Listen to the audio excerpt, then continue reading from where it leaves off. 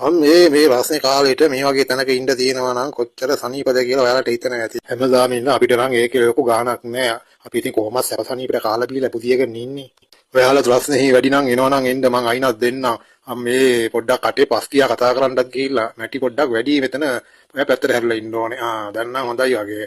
ඇඟ හදාගෙන ඉන්න චූර්න් එකට කාලා වෙලාවට මෙතන ඉන්න තියෙනවා නම් මේ වගේ ෆාම් එකක් කොහෙන්වත් හම්බෙන්නේ නැහැ. හැම කෙනාම මේකට ගන්නෙත් නැහැ. අපි වගේ මහත් නෑ විතරයි හරියන්නේ. කේකේම මේව බුදියගෙන හිටියා නම් කී දෙනෙක්ගෙන් බැනුම් අහන්න වෙනවද? පුස්පූර්වා වගේ ඌරා වගේ කාලා බුදි කියලා එයාලි නිකන් දවල් කාලෙත් බුදි කියලා කී දෙනෙක් නම් බැන යනවා. ඒකට අපේ ෆාම් එකේ මහත්තයා කොච්චර හරි බුදියන්න කෑම ගෙනල්ලා ගොඩ ගහනවා කාලා බුදියපල්ලා කියලා. අම්මපා ඒ අතින් බැලුවාම නම් මේ අකා ඊයාත්මි ණයකාරීද්ද කොහෙද?